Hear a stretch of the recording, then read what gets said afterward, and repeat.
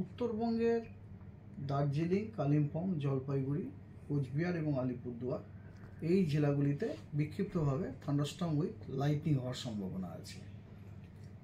এটা গেল আজকে। আগামীকাল গাঙ্গেয় পশ্চিমবঙ্গের কোনো জেলাতে আপনার থান্ডারস্টর্ম বা লাইটনিংয়ের কোনো ওয়ার্নিং নেই, তবে উত্তরবঙ্গের দার্জিলিং, জলপাইগুড়ি, কালিম্পং, আলিপুরদুয়ার এবং কোচবিহার এই জেলাগুলোতে বিক্ষিপ্তভাবে থান্ডারস্টর্ম উইথ লাইটনিং এবং তার সাথে 30 থেকে 40 কিলোমিটার প্রতি ঘন্টায় গতিবেগে ঝোড়ো হওয়ার সম্ভাবনা রয়েছে। 23, 24, 25 এই 3 দিনে আপনার গাঙ্গেয় পশ্চিমবঙ্গের যে পশ্চিমের জেলাগুলি আছে, মেনলি আপনার ঝাড়গ্রাম, বাঁকুড়া, পুরুলিয়া, পশ্চিম বর্ধমান, বীরভূম এই জেলাগুলিতে তাপপ্রবাহের সম্ভাবনা রয়েছে।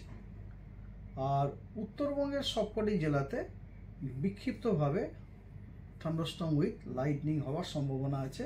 সেটা যে 23 তারিখে অনলি। 24-25 তারিখে কিন্তু উত্তরবঙ্গের কোথাও কোনো ওয়ার্নিং নেই, তবে 24-25 তারিখে আপনার গাঙ্গেয় পশ্চিমবঙ্গের পশ্চিমের যে জেলাগুলির কথা বললাম ওই জেলাগুলিতে কিন্তু আপনার তাপপ্রবাহের সম্ভাবনা রয়েছে। বৃষ্টিপাতের ফোরকাস্ট এরকম যে যেমন আজকে গাঙ্গেয় পশ্চিমবঙ্গের পূর্বের যে জেলাগুলো, মেনলি মুর্শিদাবাদ, নদিয়া, নর্থ এবং সাউথ 24 পরগনা এই জেলাগুলিতে কিছু কিছু জায়গায় হালকা মাঝারি বৃষ্টিপাত বজ্রবিদ্যুতের সাথে হওয়ার সম্ভাবনা আছে এবং গাঙ্গেয় পশ্চিমবঙ্গের বাকি জেলাগুলোতে 2-1 জায়গায় বিক্ষিপ্তভাবে হালকা বৃষ্টির সম্ভাবনা রয়েছে।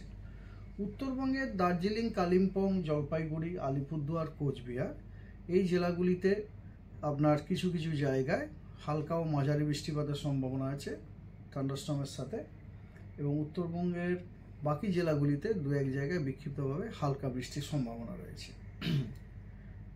আগামীকাল মানে আমি বলছি আগামীকাল সকাল 8:30 থেকে পরের দিন সকাল 8:30 পর্যন্ত উত্তরবঙ্গের এই যে 5টা জেলার কথা প্রথমে বললাম, দার্জিলিং, কালিম্পং, জলপাইগুড়ি, আলিপুরদুয়ার এবং কোচবিহার এই জেলাগুলির অনেক জায়গাতে কিন্তু হালকা মাঝারি বৃষ্টিপাত হওয়ার সম্ভাবনা রয়েছে বজ্রবিদ্যুতের সাথে, এবং উত্তরবঙ্গের বাকি জেলাগুলিতে আপনার হালকা বৃষ্টির সম্ভাবনা রয়েছে বিক্ষিপ্তভাবে। আর দক্ষিণবঙ্গের কোনো জেলাতে বৃষ্টির কোনো সম্ভাবনা নেই 22 তারিখে, প্রধানত শুষ্ক। 23 তারিখেও দক্ষিণবঙ্গের কোথাও কোনো বৃষ্টিপাতের সম্ভাবনা নেই। উত্তরবঙ্গের কেবলমাত্র দার্জিলিং, জলপাইগুড়ি, কালিম্পং, আলিপুরদুয়ার এবং কোচবিহার এই জেলাগুলিতে কিছু জায়গায় হালকা ও মাঝারি বৃষ্টিপাত হতে পারে থান্ডারস্টর্মের সাথে সাথে। এটা গেল 23 তারিখে। 24 তারিখ, 25 তারিখ এই দুদিনই দক্ষিণবঙ্গের কোথাও কোনো বৃষ্টিপাতের সম্ভাবনা নেই। উত্তরবঙ্গেরও ওই 5টি জেলা একটু আগে যেগুলো বললাম, দার্জিলিং, জলপাইগুড়ি, কালিম্পং, কোচবিহার এবং আলিপুরদুয়ারে এই জেলাগুলিতে 2-1 জায়গায় বিক্ষিপ্তভাবে হালকা বৃষ্টি হতে পারে 24-25 তারিখে।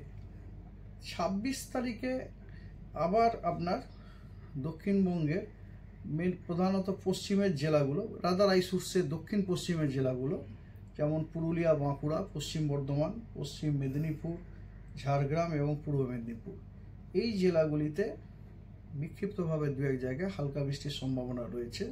তবে দক্ষিণবঙ্গের বাকি জেলাগুলিতে বৃষ্টির কোনো সম্ভাবনা নেই, প্রধানত শুষ্ক, এবং উত্তরবঙ্গের কেবলমাত্র দার্জিলিং, জলপাইগুড়ি, কালিম্পং, আলিপুরদুয়ার এবং কোচবিহার এই জেলাগুলিতেই খালি কিছু জায়গায় হালকা মাঝারি বৃষ্টিপাত হতে পারে, বাকি জেলাগুলি প্রধানত শুষ্ক।